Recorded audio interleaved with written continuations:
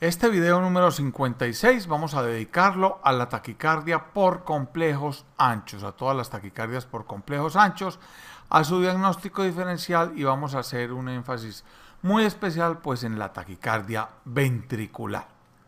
Básicamente, cuando nosotros tenemos una taquicardia cuyos complejos QRS duran más de 120 milisegundos, y ojo, en la derivación donde se vean más anchos, porque puede haber derivaciones donde el QRS tenga una porción isodifásica, entonces ya no se ven tan anchos, pero en la derivación donde se vean más anchos, si esa duración es mayor de 120 milisegundos, más de 3 cuadritos, como acá que son 4 cuadritos, entonces decimos que tenemos una taquicardia por complejos anchos.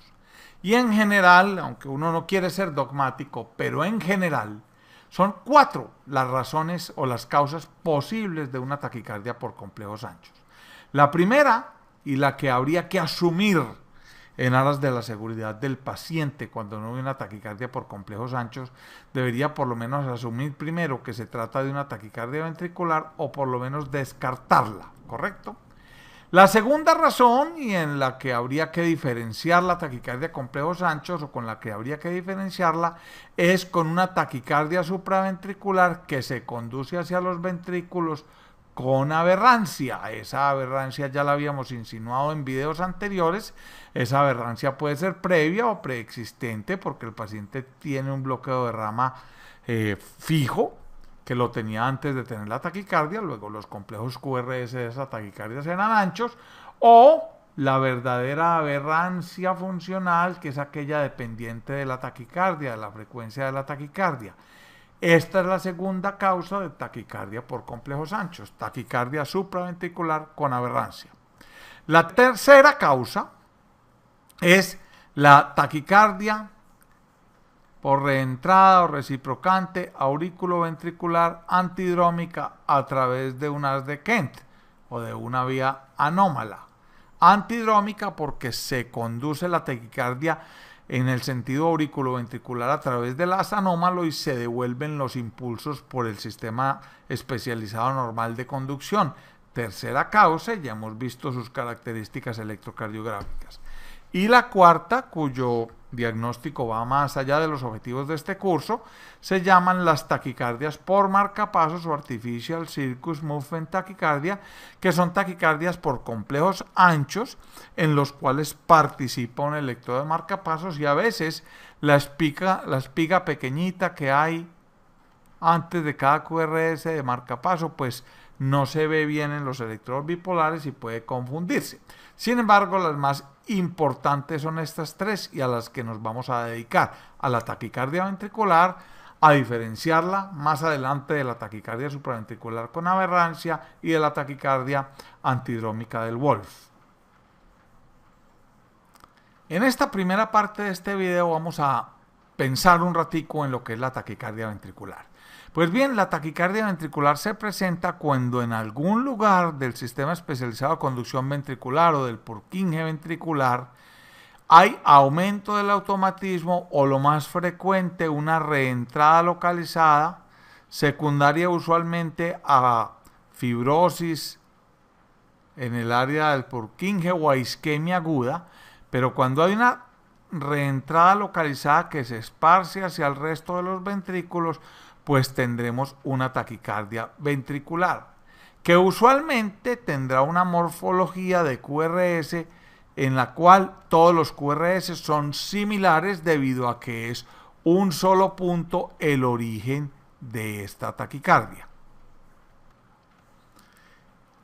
Se acepta en la literatura que cuando uno tiene más de 3 extrasístoles ventriculares consecutivas ya tiene el diagnóstico de taquicardia ventricular, ¿correcto? Si esa taquicardia ventricular dura más de 30 segundos, entonces la llamamos taquicardia ventricular sostenida, en contraposición a la taquicardia ventricular que dura menos de 30 segundos, que se llama no sostenida. Algunos autores dicen, yo no lo comparto mucho, pero algunos autores dicen que cuando la taquicardia ventricular dura menos de 30 segundos, pero se asocia a compromiso hemodinámico, pues entonces también es sostenida. Yo no creo que eso sea bien correcto, es un asunto semántico, pero si una taquicardia no dura más de 30 segundos, pues para mí es no sostenida, ¿correcto? También hay taquicardias monomórficas, le decimos a estas, en las cuales los QRS son todos prácticamente iguales. Y esas monomórficas son para diferenciarlas de las polimórficas, en las cuales el QRS es muy irregular.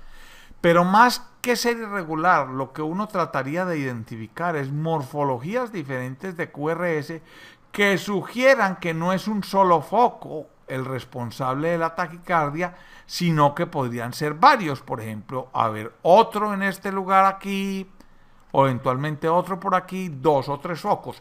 Es más grave tener una taquicardia polimórfica que una taquicardia ventricular monomórfica. Y también existe la taquicardia de puntas torcidas o torsade de Pointes, que es un término francés para una taquicardia ventricular muy bonita, en la cual la punta de la taquicardia va haciendo como esta figura, como de una peineta invertida. Y esta se llama taquicardia con torsade de Pointes, que se asocia mucho a los síndromes de QT largo, y eso los vamos a ver después en las canalopatías. Por ahora vamos diciendo que esta es la definición de taquicardia ventricular, que hay unas que son polimórficas y que hay otras que son de puntas torcidas y que hay unas que son monomórficas. Cuando uno está hablando de taquicardia ventricular, suele haber como una secuencia en la cual después sigue el flutter y luego la fibrilación ventricular, que trata de, dijéramos, definir como mayor gravedad o mayor peligrosidad de cada una de las arritmias. Entonces aquí tenemos una taquicardia ventricular monomórfica y suele decírsele flutter ventricular cuando la frecuencia de la taquicardia es mayor de 250 y generalmente cuando hay algo de polimorfismo asociado. No todos los QRS son iguales. Y la fase como final de este tema sería la fibrilación ventricular, en la cual pues el paciente está en asistolia y hay alguna morfología eléctrica en el trazado, pero denota múltiples focos de reentrada o múltiples focos de activación simultáneos y no hay actividad mecánica sistólica. Hay un tema en la taquicardia ventricular que tenemos que entender y no es tan complejo.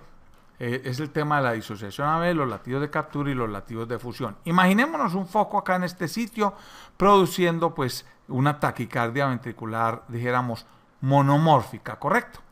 Resulta de que el hecho de que el ventrículo esté acá con una taquicardia ventricular, el hecho de que se esté produciendo la arritmia en este sitio y esparciéndose por los ventrículos, no tiene por qué afectar, o no tendría por qué afectar al nodo sinusal, que debería seguir despolarizándose y despolarizando las aurículas a la frecuencia normal de despolarización del nodo sinusal. Él no tiene por qué enterarse de esta taquicardia. De manera que si eso es así, se configura un diagnóstico electrocardiográfico que llamamos disociación AB.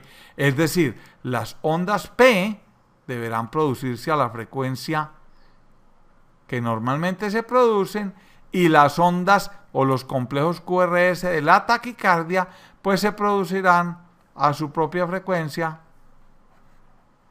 y de manera independiente. A eso lo llamamos disociación auriculoventricular.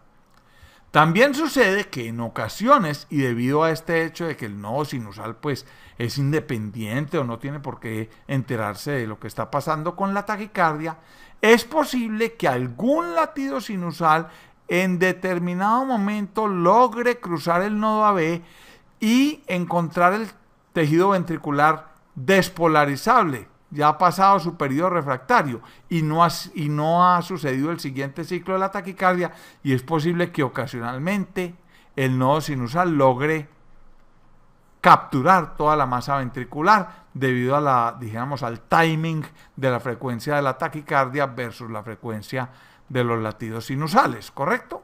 Entonces, cuando eso sucede, cuando el nodo sinusal es capaz de atravesar por todas partes y despolarizar incluso los ventrículos, tendríamos un latido de captura, ¿correcto?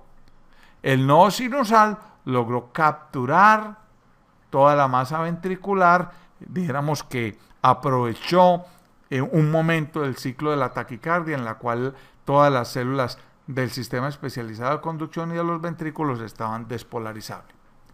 Con mayor frecuencia todavía sucede que un latido sinusal logra despolarizar parte del tejido ventricular y allí se encuentra con el frente de despolarización de la taquicardia, entonces tendremos los famosos latidos de fusión.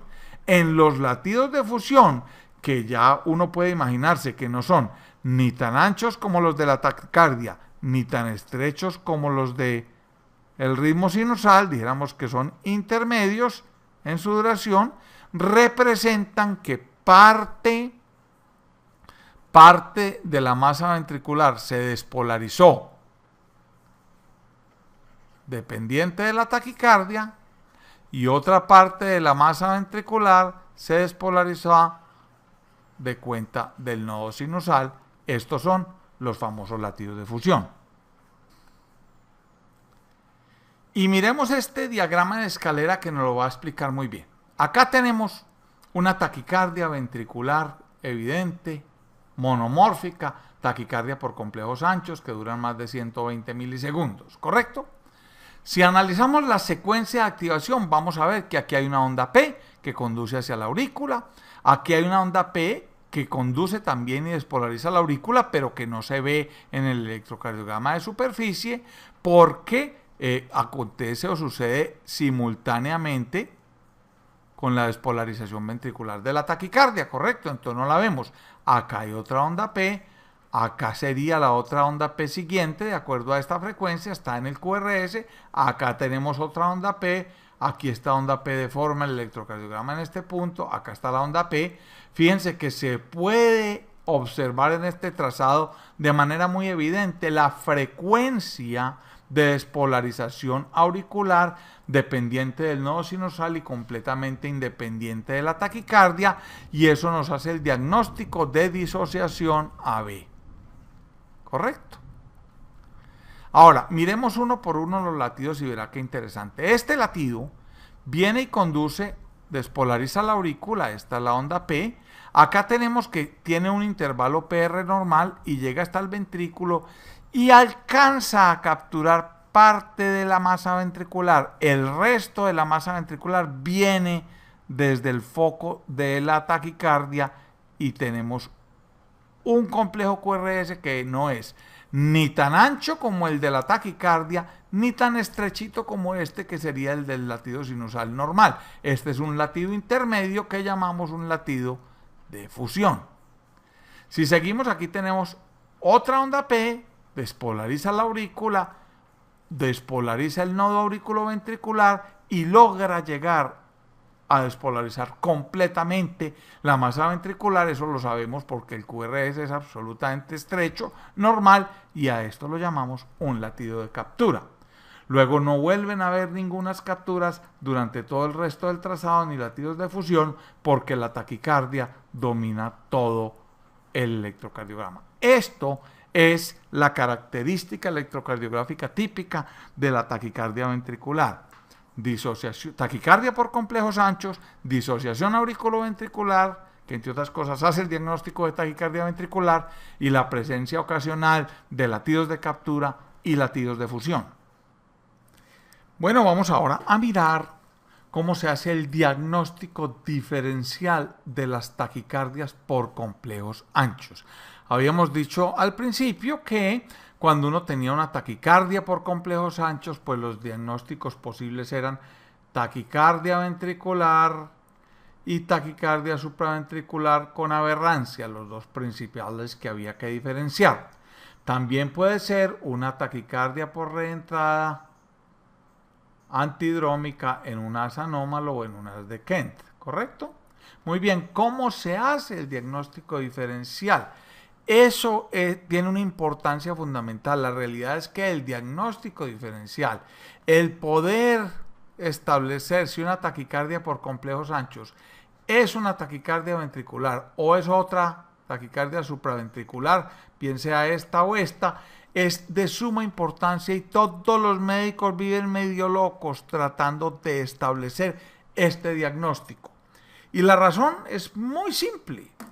Si uno se equivoca en la sala de urgencias y dice que una taquicardia es supraventricular, conducida con una aberrancia, o dice que es una taquicardia antidrómica en un Wolf, y resulta ser una taquicardia ventricular, puede causarle un muy importante daño al paciente porque el tratamiento de la taquicardia ventricular es muy distinto al tratamiento de una taquicardia supraventricular que se conduce con aberrancia. No solo es muy distinto, sino que el tratar una taquicardia ventricular como si fuese una taquicardia supraventricular puede empeorar seriamente la condición clínica del paciente e incluso puede causar la muerte del enfermo, de manera que esa es la importancia de este tema.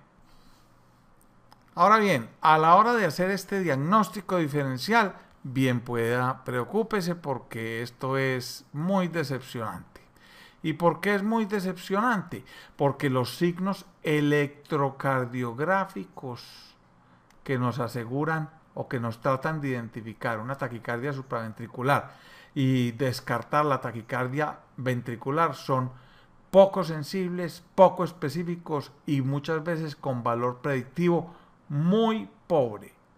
De manera que el consejo ante esto es, si usted no está seguro, mejor considere que se trata de una taquicardia ventricular y resuelva el problema en ese sentido.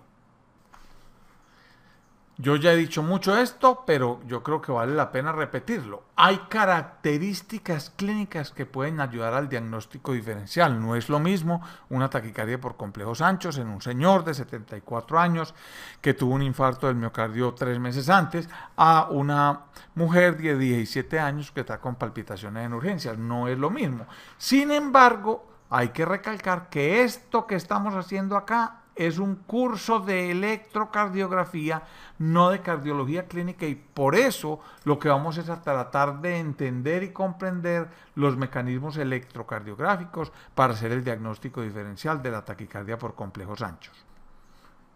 Pantalla oscura para decirles que mucho se ha escrito al respecto de esto, mucha investigación, muchos años, muchos criterios, muchos anecdóticos, muchos bien estudiados, pero nosotros vamos a tratar de utilizar el algoritmo de Brugada para este diagnóstico o para que nos ayude a hacer el diagnóstico diferencial de la taquicardia por complejos anchos.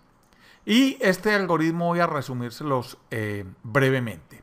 Lo primero que uno hace es preguntarse si hay ausencia de complejo RS en todas las derivaciones precordiales. ¿Qué quiere decir eso?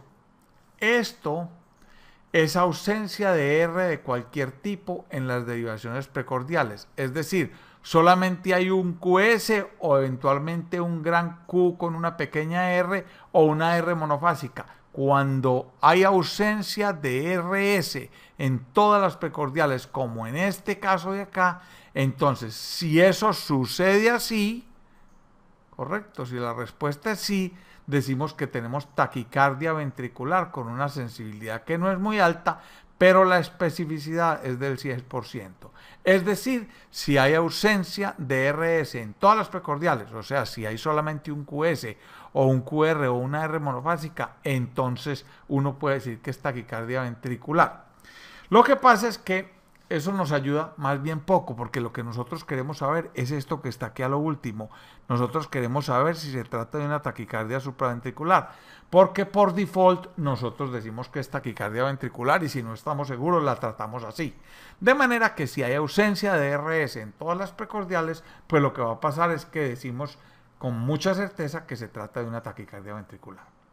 Si esto no sucede, entonces pasamos a preguntarnos si el intervalo que hay entre la R a la S es mayor de 100 milisegundos en cualquier derivación precordial. Míralo acá, desde que comienza el QRS hasta donde está la parte más bajita, el nadir de la onda S, aquí está, mide 160 milisegundos, aquí abajo en este caso mide 70 milisegundos desde que empieza el QRS hasta la parte más profunda de la S. Si ese intervalo es mayor de 100 milisegundos en cualquier derivación precordial, entonces tenemos mayor sensibilidad para diagnóstico de taquicardia ventricular, pero la especificidad baja al 98%. Luego nos preguntamos si hay disociación AB y si es así, pues diagnosticamos con mucha mayor sensibilidad taquicardia ventricular y la especificidad sigue siendo buena. Y en caso de que la respuesta siga siendo no, entonces nos fijamos si hay criterios morfológicos de taquicardia ventricular tanto en B1 o B2 como en B6. Si eso sí sucede, entonces podemos hacer un diagnóstico de taquicardia ventricular con mucha sensibilidad y con una muy aceptable especificidad. En caso contrario, diremos que se trata de una taquicardia supraventricular. Mire, lo que yo quiero que entiendan es que este algoritmo de Brugada es un algoritmo para diagnosticar taquicardia ventricular. ¿Correcto? No está pensado para diagnosticar la taquicardia supraventricular, que es lo que nos interesa. Ahora, si uno diagnostica taquicardia ventricular, ha avanzado, pero no ha avanzado tanto como lo consideraría aceptable mi criterio personal. De todas maneras, en este tercer punto preguntábamos si había criterios morfológicos de taquicardia ventricular presentes, tanto en B1 y B2 como en B6. ¿Cuáles son esos criterios morfológicos? Pues yo tengo obligación de mostrárselos. Y aquí los tienen. Vamos a ver los criterios morfológicos para taquicardia ventricular cuando hay morfología de bloqueo de rama derecha, es decir, cuando el QRS es predominantemente negativo en B1, ¿correcto? ¿Cuáles son los criterios morfológicos que sugieren taquicardia ventricular cuando hay esta morfología? Cuando hay una R monofásica o un QR en B1, cuando la R es más alta que la R' en B1, lo cual se llama el signo de las orejitas de conejo, esta R más alta que la R', o cuando en B6 hay un complejo R con una S mayor que la R, ¿correcto?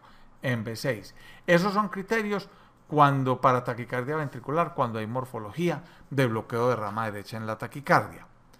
¿Y cuáles son los criterios para taquicardia ventricular cuando la morfología es de bloqueo de rama izquierda? Es decir, cuando el QRS es predominantemente positivo en B1.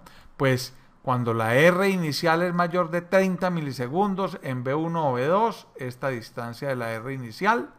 Segundo, cuando la rama descendente de la S es mellada en B1 o B2, aquí así, esta S mellada, o cuando hay más de 60 milisegundos al nadir de la S o del QS en B1 o B2, es decir, de aquí hasta acá, más de 60 milisegundos, entonces diríamos que es sugestivo de taquicardia ventricular cuando la arritmia tiene morfología de bloqueo de rama izquierda. También cuando hay una Q o un solo QS en B6. Esos son los criterios morfológicos que acomodan en esta parte del algoritmo que tenemos acá, en este sitio, ¿correcto? Muy bien, esto. Por supuesto, parece más enredado de la cuenta y yo vuelvo a decirles, cuando no lo tengan claro, entonces piensen en taquicardia ventricular. Miremos, sin embargo, otra cosita que hay muy moderna y que uno pues tiene la obligación de contarles. Se trata de lo que se llama el criterio ultra simple por lo mega sencillo de Brugada, publicado en el 2010, que no fue publicado solamente por Brugada, sino realmente por nosotros. Aquí está el principal autor del trabajo, nuestro buen amigo y compañero, el doctor Luis Fernando Pava, el doctor Pablo Perazafán, la doctora Marisol Badiel de Electrofisiología, aquí estamos nosotros, correcto. Esto lo publicamos en el 2010, pero dijéramos que el soporte de Brugada para este criterio diagnóstico pues permitió su publicación más fácil en esta revista en el 2010. ¿Y cuál fue la idea? La idea era tratar de establecer o de medir la duración desde el comienzo del QRS hasta el momento en que hubiera cualquier cambio de polaridad del QRS en D2, es decir, hasta el nadir de la Q o al pico de la R en D2. Y si ese tiempo es mayor de 50 milisegundos, nosotros encontramos que eso es muy sugestivo de taquicardia ventricular. Miremos acá la imagen del tiempo que tratamos de medir, desde el comienzo del QRS, que creemos que es aquí, hasta el primer cambio de polaridad de ese QRS.